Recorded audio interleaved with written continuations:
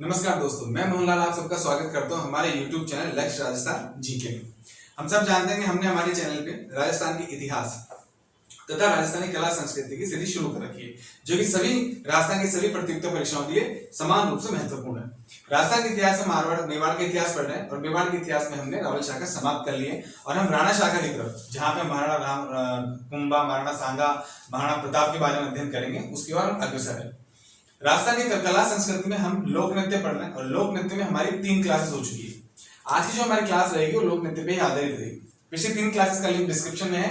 जिस विद्यार्थी ने मेरी राजस्थान के लोक नृत्य क्लासेस नहीं देखी वो जाए और उन्हें देखें। ये मेरा आपसे वादा है कि आप क्लास में ही आपको तीनों क्लास के लोक नृत्य याद हो जाएंगे और लंबे समय तक याद रहेंगे। आपको अलग से कोई किताब पढ़ने की जरूरत नहीं रहेगी। आज की जो हमारी क्लास रहेगी लोक नृत्य पर रहेगी। लोक नृत्य में हम क्षेत्रीय लोक नृत्य पढ़ेंगे और क्षेत्रीय लोक नृत्य में आज हम पढ़ेंगे जोधपुर के नृत्य, बांसवाड़ा के, बाड़मेर के और मेवाड़ के। तो चलिए शुरू करते हैं जोधपुर के नृत्य सबसे पहले। तो आज की जो क्लास रहेगी जोधपुर के क्षेत्रीय नृत्य की पहली जो क्लास रहेगी वो रहेगी पहला टॉपिक जो रहेगा वो है घुड़ला नृत्य। तो सबसे पहले आज का जो टॉपिक है वो है घुड़ला नृत्य। घुड़ला नृत्य, देखिए घुड़ला नृत्य की शुरुआत हुई ना, घुड़ला नृत्य की शुरुआत हुई क्यों, वो शुरुआत कैसे हुई, वो एक बड़ी रोमांचक कहानी है। हम पहले उस कहानी को समझेंगे। मैं कहानी बोल के सुनाऊंगा और यहाँ बोर्ड पे भी समझाऊंगा नक्शे के माध्यम से। जैसे हमने कहानी समझ ली घुड़ला नृत्य की, हमें 90% चीजें याद हो जाएंगी, बस फिर हमें लिखने का काम रहेगा। तो आप लास्ट तक इस वीडियो में मेरे साथ बने रहिए और बोर्ड पे देखते रहिए। तो मैंने पिछली क्लास में आपसे यही कहा है कि जब भी हम क्षेत्रीय नृत्य पढ़ेंगे तो क्षेत्रीय नृत्य में सबसे पहले हम अपने आप से 3 सवाल करेंगे। पहला ये कहाँ का प्रसिद्ध है, कौन करता है और कब किया जाता है, ये 3 बातें पढ़ेंगे। तो सबसे पहली बात हमारी ये कहाँ का प्रसिद्ध है। तो ये क्षेत्रीय नृत्य प्रसिद्ध है कहाँ का, जोधपुर का। कहाँ का प्रसिद्ध दोस्तों, जोधपुर का। जोधपुर को क्या कहा जाता है, जोधपुर को कहा जाता है सूर्य नगरी। क्या कहा जाता है, सूर्य नगरी, सन सिटी, सूर्य नगरी।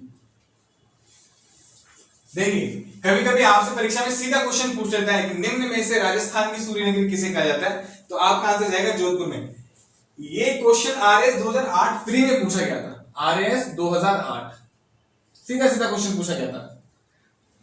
तो हमारे एग्जाम में ऐसे भी क्वेश्चन पूछे जाते हैं जो जिन्होंने उपनाम उनके बारे में क्वेश्चन पूछे जाते हैं। अब हम बात करेंगे उस कहानी की, उस रोमांचक कहानी की जिसकी वजह से घुड़ला नृत्य की शुरुआत हुई। जोधपुर में कैसे हुई, कब किया जाता है, आखिरकार घुड़ला नृत्य की शुरुआत क्यों हुई, घुड़ला नृत्य किस नाम पे पड़ा है, तो उस सब की कहानी की हम चर्चा करेंगे। तो अब आप मेरे साथ बोर्ड पे बने रहिए क्योंकि मैं बहुत अच्छी कहानी आपको बताने जा रहा हूं और आप विश्वास नहीं करेंगे, आपको इस कहानी में सब कुछ याद हो जाएगा। बस आप मेरे साथ अंत तक बने रहिए। चलिए, तो इसके लिए पहले हमें नक्शा बनाना पड़ेगा और मैं शुरू से कह रहा हूं कि राजस्थान का इतिहास, कला, संस्कृति पढ़ने के लिए नक्शा और ज्योग्राफी पढ़ने के लिए नक्शा बहुत जरूरी है। तो नक्शा आप जरूर पढ़ें। चलिए, तो पहले मैं नक्शा बनाता हूं।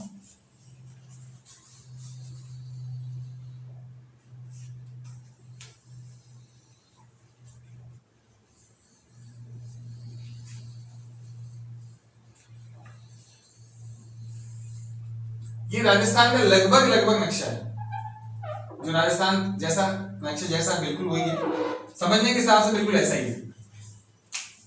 तो ये राजस्थान का नक्शा है। घुड़ला नृत्य को पढ़ने के लिए हमें 3 जिलों की जानकारी होना आवश्यक है, नागौर की, अजमेर की और जोधपुर की, क्योंकि इन तीनों जिलों की कहानी सम्मिलित रूप से घुड़ला नृत्य की शुरुआत करती है। तो आइए देखते हैं नागौर कहां है। नागौर राजस्थान के बीचों बीच में है। तो ये राजस्थान के बीचों बीच मान लेते हैं अपन, ये नागौर है।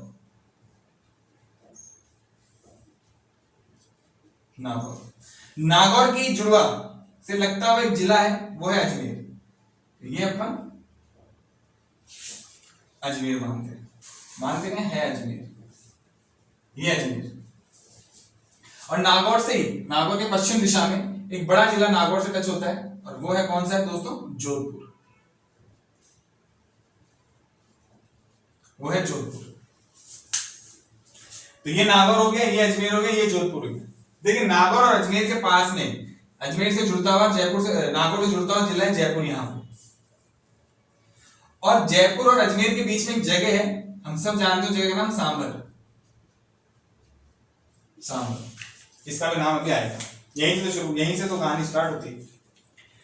तो अब बात करें घुड़ला नृत्य की। जिस वक्त घुड़ला नृत्य की शुरुआत हुई थी उस वक्त जोधपुर पे किसका शासन था? उस वक्त जोधपुर पे शासन था दोस्तों सातल देव का। किसका? सातल देव का। सातल देव का। और जोधपुर पे इसका शासन रहा था 1489 से 1492 तक। देखिए सातल देव ये राव जोधा के पुत्र थे। राव जोधा कौन था? जब मारवाड़ का इतिहास पढ़ेंगे तो राव जोधा सातल देव के बारे में विस्तार पूर्वक चर्चा करेंगे। यहाँ केवल आप सुन लीजिए क्योंकि हमें कहानी समझनी।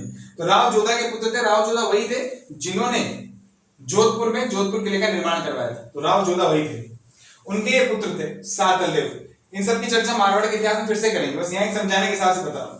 तो सातल देव का समय था 1489 से 1492। जब सातल, अब नागौर में आज के समय में एक जगह है, ये नागौर के दक्षिण में एक जगह पड़ती है, उस जगह का नाम है मेड़ता। क्या नाम है दोस्तों? मेड़ता। मेड़ता आज नागौर में, लेकिन जिस समय की हम बात करें तो मेड़ता अलग से रियासत हुआ करती थी, छोटी सी रियासत थी, तब की हम बात करें। लेकिन आज के समय की बात करते हैं नागौर में मेड़ता। जब सातल देव का राज जोधपुर में था तो मेड़ता में किसका राज था? मेड़ता में राज था सातल देव के भाई वर सिंह का। सातल देव के भाई वर सिंह, यानी राजपूत शासन यहां भी था। सातल देव के भाई वर सिंह का राज था। सातल देव का वर सिंह।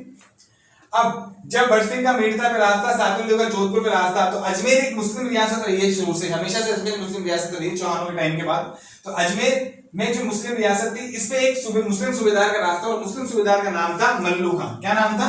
मल्लू खां। हाकिम मल्लू खां। मल्लू खां। और मल्लू खां का एक सेनापति था, इसका विश्वसनीय सेनापति था, उसका क्या नाम था? घुड़ले खां। देखिए इस घुड़ले खां के नाम पे घुड़ला नृत्य पड़ा, लेकिन घुड़ले खां के नाम पे नृत्य क्यों पड़ा, ये कहानी की चर्चा का विषय है। तो इसके सेनापति का क्या नाम था दोस्तों? घुड़ले खां। वो भी लिख लेते हैं अपन, फिर अपन कहानी स्टार्ट करेंगे। घुड़ले खां। अब तक हमने क्या देखा? अब तक हमने देखा कि जोधपुर, जब घुड़ला नृत्य की शुरुआत हुई तो जोधपुर किसका राज था? सातल देव का। 1489 से 1492। इसकी चर्चा मारवाड़ में विस्तार पूर्वक करेंगे। नागौर के मेड़ता में किसका रास्ता? वर सिंह। वर सिंह कौन था? सातल देव का भाई। मेड़ता वही जगह है जहां पे कोयला मिलता है, मेड़ता रोड पे। अजमेर में किसकी सुबेदारी थी? मुस्लिम सुबेदारी थी मल्लू खां की। सेनापति कौन था? घुड़ले खां। चलिए बात आगे समझ। अब बात यह है कि जब सातल देव राव जोधा के बाद मारवाड़ के शासक बने तो इन्होंने एक रणनीति अपनाई। उस रणनीति के तहत इन्होंने ये देखा, ये सोचा और ये रणनीति बनाई कि अब हम जितने भी इनके राजपूत दोस्त थे, आसपास के राज्यों के दोस्त थे, इन सबको इन्होंने बोला कि जितने भी मुस्लिम छोटी छोटी मुस्लिम रियासत हैं उनको सबको अपने राज्य में मिलाने की कोशिश करें, जिससे साम्राज्य का विस्तार होगा। साम्राज्य विस्तार नीति के अंतर्गत इन्होंने छोटी छोटी मुस्लिम रियासतों को अपने अंदर मिलाना शुरू किया और उसी क्रम में इन्होंने मुस्लिम रियासतों पे आक्रमण करना। जो मुस्लिम रियासत या तो बातचीत से मान जाए ठीक, और जो मुस्लिम रियासत बातचीत से नहीं मान रही थी उन पे इन्होंने आक्रमण करना शुरू कर दिया। इसी क्रम में क्या हुआ दोस्तों? वर सिंह ने सामर पे आक्रमण कर दिया, इसलिए मैंने सामर लिखाया था। अब कहानी की शुरुआत होती है। वर सिंह ने इसी क्रम में कहां आक्रमण किया? सामर पे। वर सिंह ने सामर पे आक्रमण कर दिया। वर सिंह ने सामर पे आक्रमण कर दिया तो मल्लू खां ने मेड़ता पे आक्रमण कर दिया, वर सिंह के ऊपर आक्रमण कर दिया। क्यों? क्योंकि जब मारवाड़ का इतिहास पढ़ेंगे तो हम पढ़ेंगे कि मल्लू खां और वर सिंह की पुरानी दुश्मनी थी। वर सिंह की और मल्लू खां की पुरानी दुश्मनी थी। जब वर सिंह ने सामर पे आक्रमण किया तो मल्लू खां को मौका मिल गया, मेड़ता पे आक्रमण करने का एक बहाना मिल गया और मल्लू खां ने कहां आक्रमण कर दिया? मेड़ता पे आक्रमण कर दिया। तो ये मल्लू खां ने कहां आक्रमण कर दिया? मेड़ता पे आक्रमण कर दिया। जब मल्लू खां ने मेड़ता पे आक्रमण किया, जब मल्लू खां ने मेड़ता पे आक्रमण किया तो वर सिंह देखा क्या तो मल्लू खां आ रहा है। वर सिंह के पास इतनी सेना नहीं थी, छोटी सी रियासत थी वर सिंह के पास। तो वर सिंह ने क्या किया? मुझे मदद की आवश्यकता है, और मदद लेने कहां जाएगा? अपनों के पास। तो मदद लेने सीधा कहां पहुंचा? अपने भाई सातल देव के पास। तो वर सिंह ने जैसे मल्लू खां ने मेड़ता पे आक्रमण किया तो वर सिंह भाई साहब आगे अपने ब्रदर के पास, भाई साहब के पास, सातल देव के पास सहायता के लिए, सहायता हेतु। कहां गए? जोधपुर आ गए। ये आ गए जोधपुर। अब कहानी की असली बात शुरू होती है। जब वर सिंह सहायता के लिए अपने भाई सातल देव के पास आया तो मल्लू खां वर सिंह को छोड़ना नहीं चाहता था। तो मल्लू खां ने अपने सेनापति कौन? घुड़ले खां। मल्लू खां ने अपने सेनापति घुड़ले खां को सातल वर सिंह के पीछे पीछे जोधपुर भेज दिया। किसके पीछे? वर सिंह के पीछे पीछे जोधपुर भेज दिया। और जिस वक्त उसे जोधपुर भेजा वो महीना कौन सा था? वो महीना था चैत्र मास का। आगे जब मैं लिखाऊंगा कि नृत्य कब किया जाता है तो किया जाता है चैत्र मास में। तो महीना कौन सा था? चैत्र मास का। तो चैत्र मास के महीने में घुड़ले खां वर्सिंग के पीछे पीछे कहां आता है, जोधपुर आता है। तो ये घुड़ले खां चला साहब और ये जोधपुर आ गया। ठीक है, अब चैत्र मास की बात कर लेते हैं। चैत्र मास का एक महीना होता है राजस्थान में, हमारे हिंदी महीनों में, सॉरी, चैत्र मास का महीना होता है। इस महीने में जब हम तीज त्योहार पढ़ेंगे पूरी चर्चा करेंगे, यहां थोड़ी हम बात कर लेते हैं। चैत्र मास के महीने में क्या होता है, हिंदू त्योहारों की शुरुआत होती है तीज से। तीज से हिंदू त्योहारों की शुरुआत होती है। तो चैत्र मास में तीज आने से पहले गणगौर का एक उत्सव मनाया जाता है। 15 से 16 दिन गणगौर का उत्सव बनता है। और इस उत्सव में क्या होता है, जो कुंवारी कन्या, मेनली राजस्थान में जो कुंवारी कन्याएं होती हैं वो गणगौर की पूजा करती हैं। एक छोटी सी मूर्तियां मिट्टी की गणगौर बना लेती हैं, उस गणगौर की पूजा करती है। अब गणगौर क्या है, गणगौर क्या है, शिव और पार्वती का रूप माना गया। शिव और पार्वती का रूप माना गया, भगवान शिव का और उनकी अर्धांगिनी पार्वती का रूप माना गया। तो गणगौर की पूजा करते हैं। कुंवारी कन्याएं गणगौर से अपने भविष्य में अच्छे पति की कामना करती है, अच्छे पति की कामना करती है। तो इस चैत्र मास में जब घुड़ले खां यहाँ आया तो इसने देखा कि जोधपुर में एक जगह पीपाड़, जोधपुर में एक जगह पीपाड़ पर तालाब के पास लगभग 140 कन्याएं क्या कर रही थी, गणगौर की पूजा कर रही थी। लगभग 140 कन्याएं क्या कर रही थी, गणगौर की पूजा कर रही थी। तो घुड़ले खां ने कहा कि सातल देव के पास जाने से अच्छा है कि पहले मैं कन्याओं का अपहरण करूं ताकि सातल देव को अपने पास बुला लूं। सातल देव मजबूर होकर मेरे पास आएगा और मैं उसकी मृत्यु कर दूंगा, वर्सिंग की मृत्यु कर दूंगा। इसने ये योजना बनाई। तो इसी क्रम में घुड़ले खां ने क्या किया, पीवड़ा नामक स्थान पे, जोधपुर के पीवड़ा नामक स्थान पे 140 कन्याओं का क्या किया दोस्तों, अपहरण कर लिया। क्या कर लिया, अपहरण कर लिया, अपहरण कर लिया। और यहां से अपहरण करके कहां ले गया इनको, जो इसी पीपाड़ के पास में गांव है कोसाना गांव। कौन सा गांव है, कोसाना। वहां इसने अपना डेरा डाल लिया, वहां इनको बंदी बना लिया। इन 140 कन्याओं, पीपाड़ पे 140 कन्याओं का अपहरण करता है। कौन करता है, घुड़ले खां करता है। कहां आ जाता है, कोसाना आ जाता है। अब बात आती है, बात पता चलती है सातल देव को। सातल देव को बात पता चलती है। जब सातल देव को बात पता चलती है तो गुस्सा आता है, ऑब्वियसली गुस्सा आएगा। एक तो राजपूत है, उसूलों के पक्के होते हैं। दूसरा, खुद के ही राज्य से, इसी के राज्य से, इसी की नाक के नीचे से कोई बाहर का आके इसी के राज्य की कन्याओं को उठा के उसे युद्ध के लिए ललकारता है, तो ईगो हर्ट हो गया, ईगो हर्ट हो गया, गुस्सा आ गया। और इसने कसम खाई कि मैं घुड़ले खां को इस जघन्य अपराध के लिए, जो 140 कन्याओं का अपहरण किया था, जघन्य अपराध के लिए मैं उसे सजा दूंगा, उसको मौत के घाट उतार दूंगा। और इसी प्रण को लेके सातल देव, दिन था, सन था 1492, 1492, महीना था चैत्र मास, चैत्र मास, और दिन था कृष्ण पक्ष की अष्टमी, कृष्ण अष्टमी। 1492 में चैत्र मास से कृष्ण अष्टमी को सातल देव अपने महल से निकलता है और प्रण लेके निकलता है कि मैं घुड़ले खां की मृत्यु करूंगा, इस जघन्य अपराध के लिए उसे सजा दूंगा। और सातल देव अपने भाई वर्सिंग और भाई सूजा के साथ निकलता है। सूजा के साथ निकलते कोसड़ा गांव आता है। कोसड़ा गांव में घुड़ले खां से युद्ध करता है। उस युद्ध को कोसड़ा युद्ध कहते हैं। कब हुआ, 1492 में। किस किस के मध्य में हुआ, राव सातल देव और घुड़ले खां के मध्य में युद्ध होता है। और राव सातल देव, राव इनकी उपाधि थी, सातल देव घुड़ले खां को मार देता है। सातल देव क्या करता है, घुड़ले खां को मारता है। मारता कैसे है, इसको मारता है, इसका गला काटते, इसका गला काटता है तलवार से। घुड़ले खां का गला काट के उसके खोपड़ी में छेद कर देता है, इसके सिर में छेद कर देता है और इसको मार देता है। 140 कन्याओं को छुड़ा लेता है। ये कहानी यहां तक है। अब क्या होता है, ये हो गया घुड़ले खां मर गया सा। अब क्या होता है, ये 140 कन्याएं जिस कोसड़ा गांव में बंदी थी, ये खुश हो जाती है कि भाई हमारे राजा ने छुड़ा लिया और अपराधी को अपराध की सजा मिली, मृत्यु मिली, सर कटा। तो ये इतनी खुश हो जाती हैं कि इस कटे हुए सर को, बिना डर के इस कटे हुए सर को अपने सर थाली में रख के अपने सर पे रखती हैं और सर पे रख के पीपाड़, कोसड़ा और आसपास की जितनी भी जोधपुर की जो आसपास की जगह थी, वहां पूरी रात नृत्य करती है। वहां पूरी रात नृत्य करते गाना गाती है, घुड़लो घूमे लो जी, घुड़लो घूमे लो, घुड़लो घूमे छे जी, घुड़लो घूमे लो। तो वो वाला घुड़ला घूमेगा भी, घुड़ला घूमेगा, हिंदी में बात करें तो इस तरह का नाच गाना करते करते नृत्य को करती हैं। और उसी दिन से, दिन कौन सा है, चैत्र मास की कृष्ण अष्टमी, उसी दिन से जोधपुर में घुड़ले खां के नाम पे नृत्य शुरू हुआ। उसका नाम था घुड़ला नृत्य।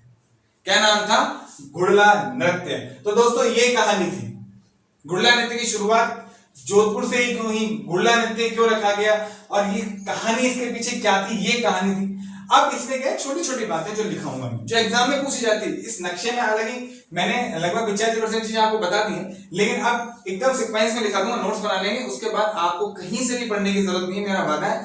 आप यहां से पढ़ेंगे और सीधा आप क्वेश्चंस करें, चाहे आरएस का करें चाहे एलडीसी का करें, सब क्वेश्चन सॉल्व हो जाएंगे घुड़ला नृत्य के। ठीक है दोस्तों, इसका स्क्रीनशॉट ले लीजिए। अब आगे हम इसकी कुछ बातें लिखा देता हूं, उसके बाद अगले नृत्य पढ़ेंगे। चलिए, ये बात कहानी थी, इस तरह घुड़ला नृत्य शुरू हुआ। अब क्या हुआ दोस्तों, 1492 में क्या हुआ था, घुड़ला सातलदेव जीत तो गया था, सातलदेव जीत गया था, इसमें घुड़ले खां को मार भी दिया, लेकिन युद्ध हुआ तो सातलदेव क्या घायल हो गया। और सातलदेव जब घायल हुआ वापस अपने महल में आया, तो महल में आके ये घायल हो गया था और उसी रात इसकी मृत्यु हो गई। इसलिए इसका समय 1489 से लेकर 1492। इसकी विस्तार से चर्चा मारवाड़ के इतिहास में पढ़ेंगे, यहाँ आपको घबराने की जरूरत नहीं। यहाँ हम बात कर रहे हैं कि घुड़ला नृत्य के रेफरेंस है, उसके संदर्भ। अब बात करते हैं घुड़ला नृत्य की असली बात हो गई है, लेकिन लिखाने वाली बातें आपको लगेगा कि यार ये तो याद है, ये तो सबने समझा दिया बस। तो घुड़ला नृत्य कहाँ होता है, जोधपुर में। जोधपुर को कहते हैं सूर्य की नगरी, राजस्थान की सूर्य की, तो जोधपुर का प्रसिद्ध है, पहला पॉइंट। दूसरा पॉइंट, कौन करता कौन है घुड़ला नृत्य, तो किनको आजाद करवाया था, महिलाओं को आजाद करवाया था। तो कौन करता है, महिलाओं द्वारा किया जाता है, महिलाओं द्वारा। और कब किया जाता है, रात्रि में किया जाता है।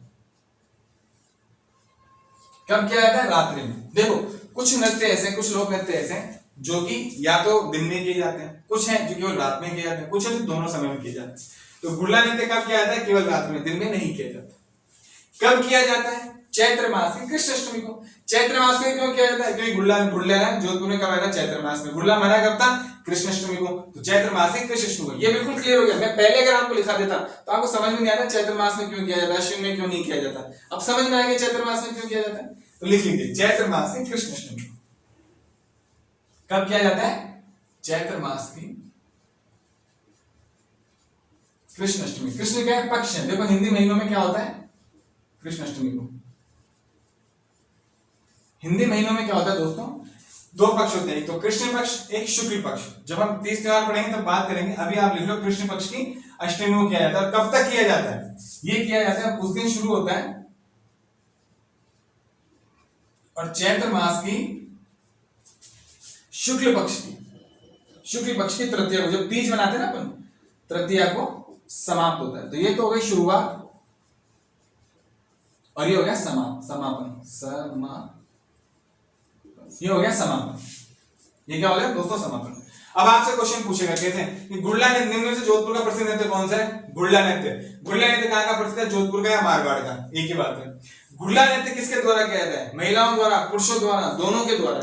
तो महिलाओं द्वारा। घुड़ला नृत्य कब किया जाता है, रात्रि में, दिन में, या दोनों में, या कोई नहीं, तो कब किया जाता है, रात्रि में। घुड़ला नृत्य की शुरुआत कब होती है, घुड़ला नृत्य की शुरुआत होती है चैत्र मास की कृष्ण अष्टमी को।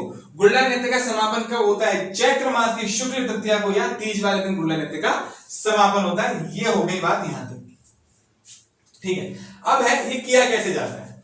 अब बात करें किया कैसे जाता है, तो होता क्या है, मैंने आपको बताया कि जब सर काटा तो, और जो लड़कियां थी, जो कन्याएं थी, उन्होंने सर को सर पे रख के पूरे जोधपुर में ऑलमोस्ट जहां जहां वो जा सकती थी वहां जोधपुर में घूमे नृत्य किया।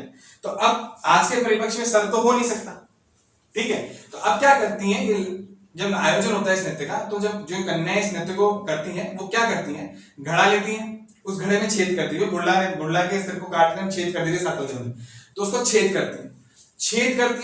करती हैं और उसमें जलता हुआ दीपक रख देती है घड़े में। जलता हुआ दीपक क्यों रखा जाता है, क्योंकि रात को किया जाता है, अंधेरे में दिखना चाहिए कि सर पे क्या रखा हुआ है आपके। तो सर उस जलते हुए दीपक को घड़े में रख देती हैं और उस मटके को अपने सर में लेती हैं और फिर घूमर जैसे नृत्य करती हैं। मैंने आपको पहली क्लास में घूमर बताया था, वैसा ही नृत्य करती हैं, बस इसमें बोल अलग होते हैं कि गुड़ला घूमेगा जी, गुड़ला घूमेगा, गुड़ला घूमल हो जी, गुड़ला घूमल हो। इस तरह से नृत्य करती हैं और गणगौर की पूजा करती हैं।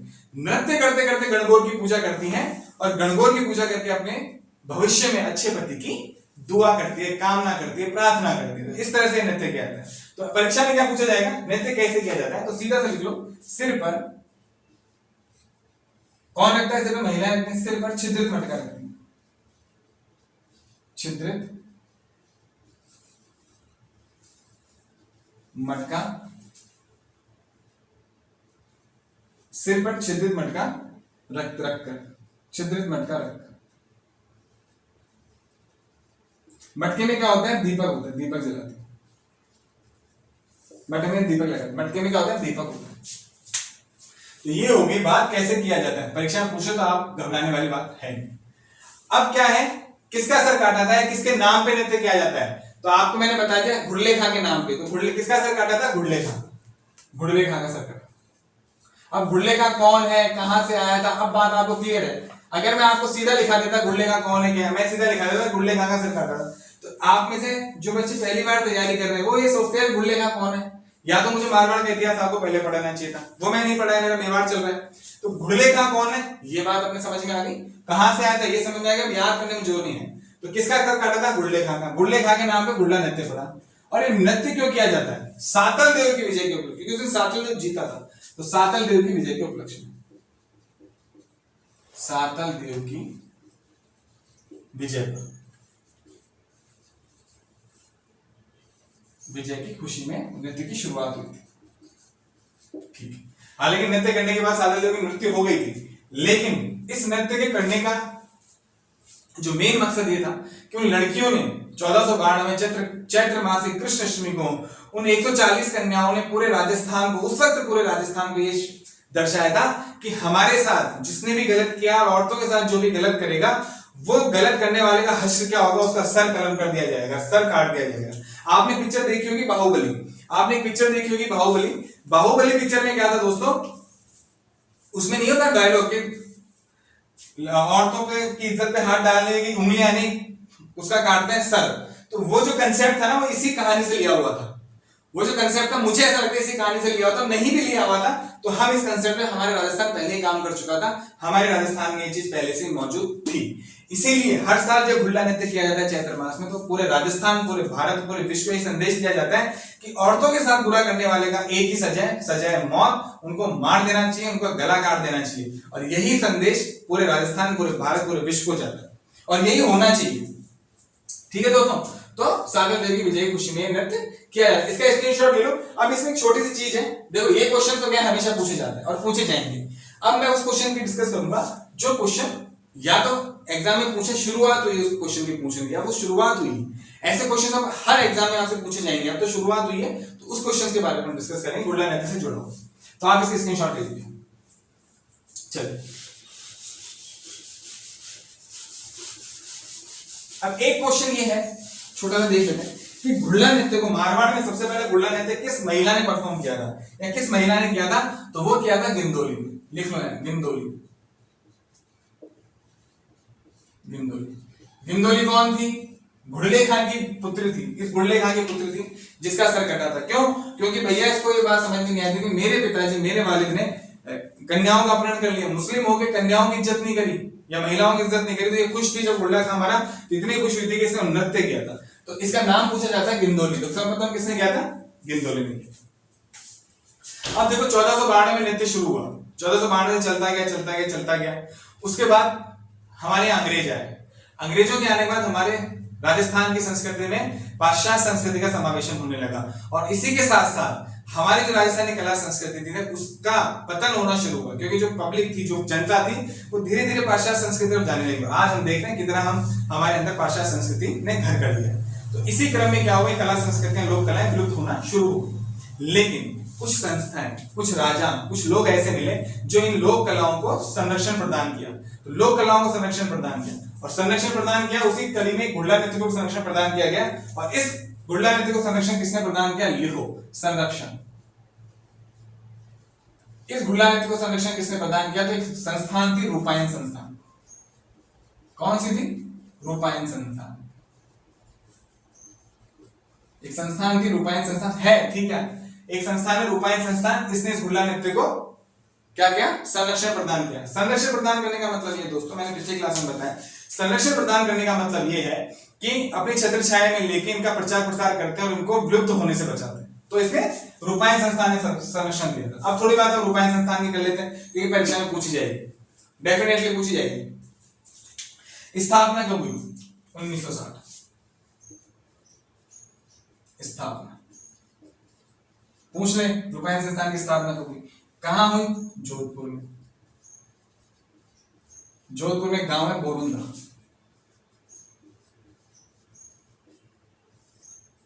बोरुंदा गांव है जोधपुर में, वहां इसकी स्थापना हुई। संस्थापक, अब स्थापना हुई है तो किसी ने तो स्थापना की होगी, तो स्थापना की स्वर्गीय, मतलब तो वो है नहीं हमारे बीच में, लेकिन उनका नाम है स्वर्गीय कमल कोठारी जी।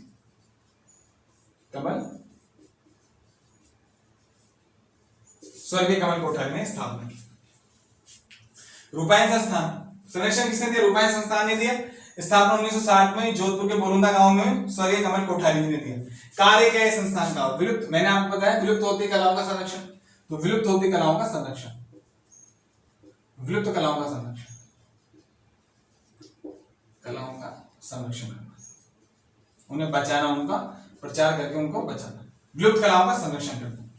अब देखो दोस्तों, हमारे आजकल एग्जाम में कैसे क्वेश्चन, आजकल हमारे एग्जाम में कैसे क्वेश्चन पूछे जाते हैं, जैसे मान लो जैसे हम राजस्थान क्रांति की बात करें तो राजस्थान के स्वतंत्रता संग्राम में पत्रिकाओं का योगदान क्या रहा, तो पत्रिकाओं के नाम, समाचार पत्रों के नाम बहुत पूछते हैं। तो रूपायन संस्थान में 2 पत्रिकाएं निकालते हैं, उनका नाम पूछते हैं तो उसको भी लिख लेते हैं।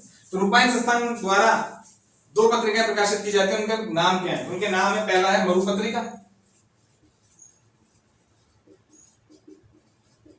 पहली है मरु पत्रिका और दूसरा है लोक संस्कृति नाम।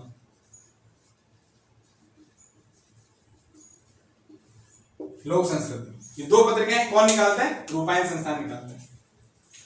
तो इनमें से कौन सर्वप्रथम किसने किया था? नृत्य गिंदोली ने किया था सर्वप्रथम। मारवाड़ में सर्वप्रथम महिला थी जिसने नृत्य किया था, तो गिंदोली ने नृत्य किया था। इस नृत्य को संरक्षण किसने दिया? रूपायन संस्थान ने। रूपायन संस्थान गए जोधपुर के बोरुंदा में। स्थापना कब हुई संस्थान की? 1960 में। किसने की? कमल कोठारी जी ने की। कार्य क्या है संस्थान का? विलुप्त होती कलाओं का संरक्षण करना। 2 पत्रिकाएं निकाल के प्रचार प्रसार करती है, उन 2 पत्रिकाओं का नाम क्या है? मरु पत्रिका और लोक संस्कृति पत्रिका। अधीनस्थ बोर्ड आपसे मरु पत्रिका में क्वेश्चन ज्यादा पूछता है, तो इसलिए क्वेश्चन हमारे लिए बहुत महत्वपूर्ण है। तो ये हो गया गुल्ला नृत्य, इसका स्क्रीनशॉट ले लीजिए। आगे 2-4 नृत्य छोटे छोटे जिनमें समझाने जैसा कुछ नहीं, लिखाने वाली बात है, उसको कंप्लीट करें। तो ये हो गया दोस्तों आपका गुल्ला नृत्य, ठीक है। अब आप गुल्ला नृत्य कहीं से भी पढ़ लीजिए, आपका अगर मन नहीं मानता है ना तो आप कहीं से पढ़ लीजिए, आप देखोगे मैंने सब लिखवा दिया, सब कुछ करवा दिया, कुछ भी मैंने छोड़ा नहीं। आप मेरी माने तो सिर्फ पढ़े या क्वेश्चन करें, आपको क्वेश्चन पूरे सॉल्व होंगे, नहीं होंगे तो आप मुझे कमेंट बॉक्स में करा देना कि सर नहीं हो रहा, मैं फिर पढ़ाऊंगा ही नहीं कुछ भी, ठीक है। चलो, तो ये हो गया गुल्ला नृत्य। अब दूसरे नृत्य की बात करें तो मैंने बताया बांसवाड़ा। अब दूसरा क्षेत्र कौन सा है हमारा? बांसवाड़ा। अब ज्यादा समझाने वाली बात नहीं है, अब ज्यादा समझाने वाली बात नहीं दोस्तों, अब है केवल लिखने वाली बात है, 2-2, 3-3 लाइनें जिनको लिखेंगे कंप्लीट करेंगे। तो बांसवाड़ा के क्षेत्रीय नृत्य को कौन सा है? पेचन। कौन सा नृत्य दोस्तों? पेचन। बांसवाड़ा में एक नृत्य और किया जाता है पालीनोश, लेकिन वो भील जनजाति करती है। जब हम जनजाति नृत्य पढ़ेंगे तब उसमें इसको पढ़ेंगे, लेकिन क्षेत्रीय नृत्य करेंगे तो किस क्षेत्रीय नृत्य कौन सा है? पेचन। पेचन नृत्य कब किया जाता है? दीपावली पे किया जाता है साहब। और करता कौन है? पुरुष करता है, बस बात खत्म।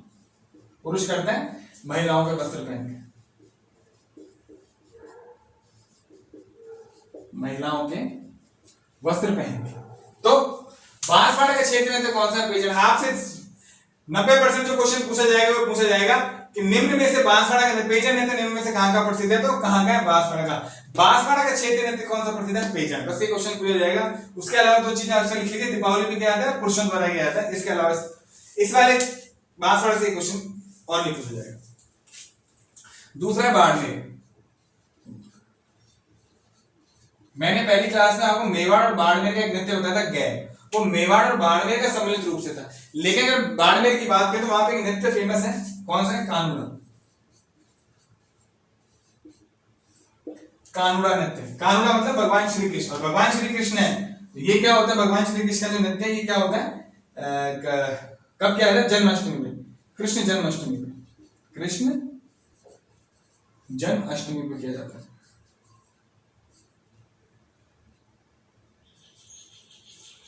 कब किया जाता है? कृष्ण जन्माष्टमी। और इसमें एक बात और है, बाड़मेर में भी कहां किया जाता है? गांव है चौहटन गांव। चौहटन गांव में किया जाता है। चौहटन गांव में भूपों की देवी भी है, जब लोग देवी देवता पढ़ेंगे तब उसकी बात करेंगे। तो बाड़मेर में चौहटन गांव में कौन सा नृत्य किया जाता है? कानूड़ा। कब किया जाता है? कृष्ण जन्माष्टमी में किया जाता है। बात खत्म हो गई। बात क्या हुई दोस्तों? खत्म हो गई। चलो, अब 2 नृत्य और हैं, उनकी चर्चा करेंगे। स्क्रीनशॉट ले लीजिए। अब दो नृत्य और है, एक है मेवात का और एक है मेवाड़ का। उसके बाद आज की हमारी क्लास खत्म, क्षेत्रीय लोक नृत्य की आज की हमारी क्लास है। चलिए अब है मेवात। कहाँ है? मेवात क्षेत्र। मेवात क्षेत्र में क्या आता है दोस्तों? अलवर। मैंने आपको पिछली क्लास में बता रखा है कि हमारे राजस्थान को क्षेत्रों में बांट रखा है ना? मेवात, मेवाड़, मारवाड़, ढूंढाड़ और क्या शेखावटी, सीकर, झुंझुनू, चूरू। ढूंढाड़ में जयपुर आ गया, हाड़ौत में कोटावाला, झालावाड़ आ गया, मेवाड़ में उदयपुर, आसम में चित्तौड़ आ गया, मारवाड़ में जोधपुर, नागौर, पाली सभी आ गए। ठीक है, हालांकि इनकी चर्चा जैसे जैसे पढ़ेंगे वैसे वैसे मैं करता रहूंगा, लेकिन मैंने पहले ही बता रखा और फिर बता रहा हूं। तो मेवात, मेवात क्षेत्र में क्या आता है? अलवर आता है। यहाँ पे एक नृत्य प्रसिद्ध है, कौन सा है? खारी नृत्य। कौन सा नृत्य है? खारी। खारी एक नदी भी है, उसके बाद में बात करेंगे, लेकिन नृत्य की बात करें तो खारी नृत्य प्रसिद्ध है। मेवात में कौन सा नृत्य प्रसिद्ध है? खारी नृत्य प्रसिद्ध। अब मेवात में खारी नृत्य करता कौन है? महिलाओं द्वारा किया, महिलाओं द्वारा नृत्य किया जाता है। और कब किया जाता है? विवाह के अवसर पे। कब किया जाता है? विवाह के अवसर पे। विवाह के, और विवाह के अवसर पर भी कब किया जाता है? दुल्हन की विदाई के समय। ज्यादा बीच में पूछ ले तो कब किया जाता है? दुल्हन की विदाई के समय। दुल्हन की विदाई के समय,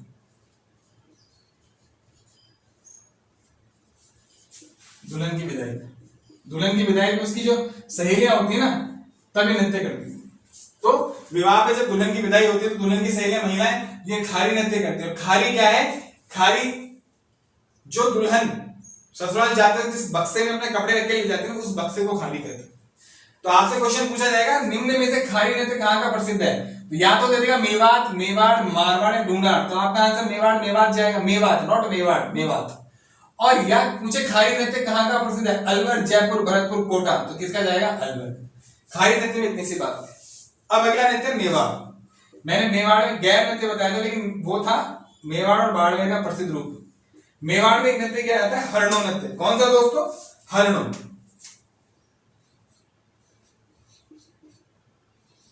हरणो नृत्य क्या आता है? इस नृत्य का दूसरा नाम है लोबड़ी। इस नृत्य का दूसरा नाम क्या है? लोबड़ी। कब किया जाता है?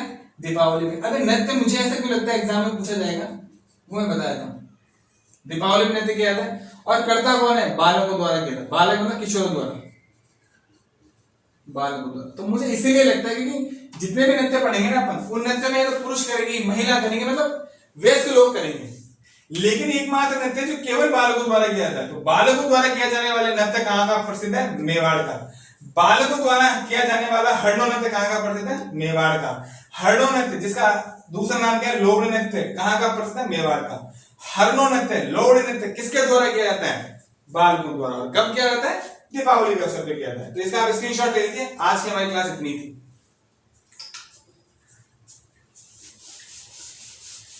आज की हमारी क्लास इतनी थी। अब इसके बाद हमारे क्षेत्रीय लोक नृत्य के दो नृत्य बच चुके हैं। एक है डांग नृत्य और एक है भैरव नृत्य। एक है डांग नृत्य, एक है भैरव नृत्य। वो थोड़े समझाने वाले नृत्य हैं, इसलिए उनको हम अगली क्लास में लेंगे, नहीं तो वीडियो बहुत लंबा हो जाएगा। तो देखिए, आज हमने गुड़ला नृत्य पढ़ा, बांसवाड़ा का पेचर नृत्य पढ़ा, बाड़मेर का कानूड़ा, मेवात और मेवाड़ के नृत्य पढ़े। इसके बाद इन नृत्यों में से आपको कहीं से कुछ पढ़ने की जरूरत नहीं है। आपको मेरे को आशा उम्मीद है कि आपको क्लास में याद हो गए होंगे। आप बस घर पे 5-7 मिनट देना ही नृत्यों को, आपको अच्छे से याद हो जाएंगे। आपको क्वेश्चंस करने की जरूरत है। अब इसमें से आपको कुछ भी प्रॉब्लम है, कोई चीज नहीं समझ में आया, तो आप कमेंट बॉक्स में मुझे कमेंट कीजिए, मैं आपको समझाऊंगा। अगर मेरे पढ़ाने का तरीका, मेरे समझाने का तरीका आपको अच्छा लगा, हमारा वीडियो अच्छा लगा और आपको लगा कि परीक्षा के दृष्टिकोण से बहुत ही महत्वपूर्ण है और ये आपको परीक्षा में सहायता करेगा, तो प्लीज हमारे वीडियोस को लाइक कीजिए, शेयर कीजिए। और अब तक अगर आपने हमारे चैनल को सब्सक्राइब नहीं किया है तो सब्सक्राइब कीजिए, क्योंकि टाइम टू टाइम वीडियो डालता रहूंगा और आपका यहाँ पे राजस्थान का सिलेबस में कंप्लीट करवाऊंगा। ये मेरा आपसे वादा है। ठीक है दोस्तों, आने वाले सभी एग्जाम्स के लिए आपको सबको बेस्ट ऑफ लक। तो दोस्तों, राम राम, धन्यवाद, शुभ आपका दिन मंगलमय हो।